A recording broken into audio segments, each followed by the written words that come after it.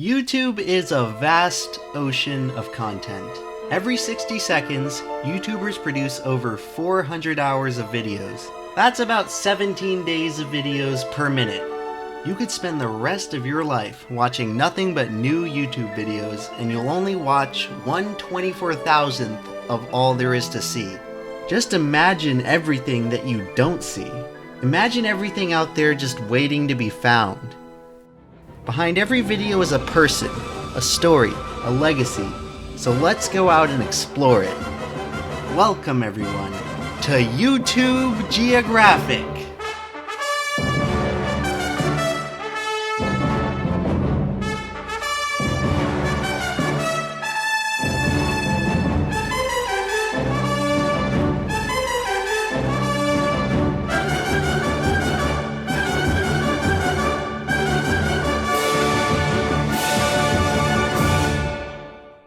And since this is the beginning of a new series, we're going to start it off from the beginning of YouTube. That's right, today we're going to explore the first video uploaded to YouTube, me at the zoo.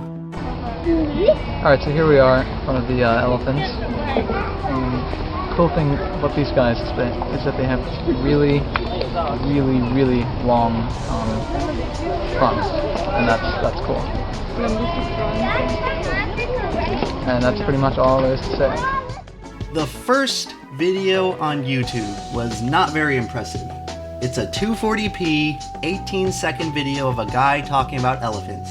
If this video existed in any other context, it would be completely forgettable. But it doesn't. And believe it or not, this is actually a very important video. Even more important than important videos. And in order to understand why it's so important, we must first understand its background. Let's start with the uploader, this guy. His name is Jawed Kareem. He's one of the co-founders of YouTube.com. Kareem has gone on the record and said that his original inspiration for creating YouTube was to find clips of Janet Jackson's Super Bowl wardrobe malfunction, which he couldn't find anywhere else on the web. 12 years later, and YouTube is still a great resource for people trying to find clips of boobies. But more importantly, it speaks to one of YouTube's greatest utilities. YouTube has truly become one of the biggest video archives on the internet. Before YouTube, the only way to find an obscure video clip was to scour the web or track down an elusive VHS tape. It's hard to even imagine something like that nowadays, where everyone has a smartphone and can document any event of interest and post it to social media in a matter of seconds. It's almost impossible for any important event today to go undocumented. But back in 2004, 90 million people saw Janet Jackson's exposed nipple live, and Jawed couldn't find any footage of it online. Now, thanks to YouTube, we can see it. Everyone can see it, along with a ton of other weird, obscure stuff that you never knew existed. And that's something I really like about YouTube, but it's not the reason why it's the most popular video streaming site in the world. Sure, the archive stuff is really nice for lurkers like me, but you don't get to 1 billion users by just being an archive. There's something about YouTube, an intrinsic quality about it that draws people in. Back in 2005, YouTube started off as just another Silicon Valley startup. It opened in a humble office above 2 restaurants in a California city.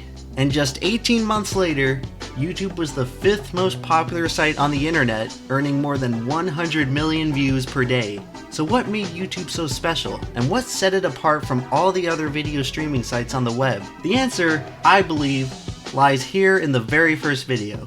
Me at the Zoo may just be a video of an average guy doing an average thing, but that's exactly why it's so important. By uploading this as the first video on YouTube, Jawed set a precedent. He laid down the cornerstone that would define the spirit of YouTube for years to come. He established YouTube as a medium through which the common man could broadcast themselves to the entire world. YouTube was born as a site of the people. It completely reversed decades of steeped media tradition. Before YouTube, an ordinary person had no way of broadcasting their ideas, thoughts, and actions to more than a handful of people. YouTube granted the common man with great power, a power that had only previously been available to celebrities, movie stars, and rock stars. Now, thanks to YouTube, anyone can be like a rock star, and that's why people like YouTube so much. We enjoy seeing people like us succeed. We witness these average Joes get millions of hits, and it gives us hope. It gives us hope that if they can make it big, then maybe, just maybe, we can too one day. And that, I believe, is the true spirit of YouTube. It's what drives us to try. It's what drives us to improve. It's what drives us to persist through thick and thin and all the stupid obstacles that are in our way. It's what drives us to compete head-on with channels a million times our size. And even though at times it may feel like you have a better chance of getting rich off the lottery than having one of your videos go viral, you just keep trying because you're saying there's a chance. And all of that is communicated through this 18-second video of a guy at the zoo. Of course, this is all implied. The guy's really only talking about elephants here, but he does have a point. Elephants do have pretty long trunks. By the end of 2006, Google had purchased YouTube, and Jod earned $64 million worth of Google shares. Under Google's ownership, YouTube has gone through 11 years of countless updates and changes. Yet, through all of that, this video and this channel have persisted, silently watching over the website that it kicked off all those years ago. YouTube has changed quite a bit since Google took over, and it hasn't exactly been the most compatible with Jod's original vision. One of the most infamous changes that you may remember was the forced integration with Google+, a failed social network. At the time of its announcement, Jod actually made a rare post on his YouTube channel to interject his displeasure for the change. There's no doubt that forcing Google+ on YouTubers was one of the most unpopular decisions in the history of the site. And for good reason. They threatened to take away people's ability to comment. Ah yes, YouTube comments. I think everyone just pretends to hate them, when secretly, we all kind of like them. They're such an essential part of the YouTube experience. Me at the Zoo has about 300,000 comments, and there's not really any other comment section like it on YouTube. There aren't any flame wars or arguments going on. There are just a few memes, and memes have even managed to infiltrate the video's description. But that aside, most of the people commenting are just in awe. They're paying their respects and leaving their mark on YouTube's oldest video. And what we have created over 12 years of comments is a complete slice of YouTube history.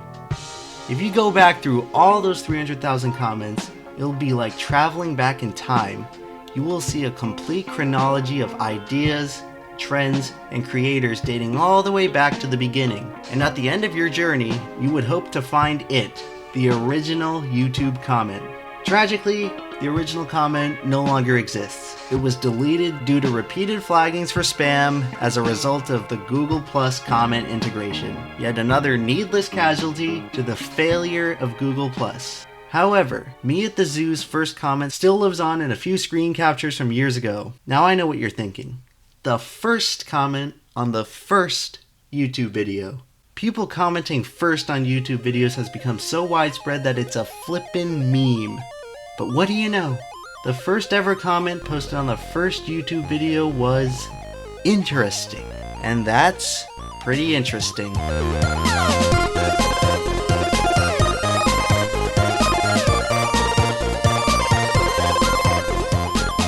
YouTube Geographic is brought to you by Patreon and by viewers like you. But most importantly, viewers like LolGamer606. Thank you.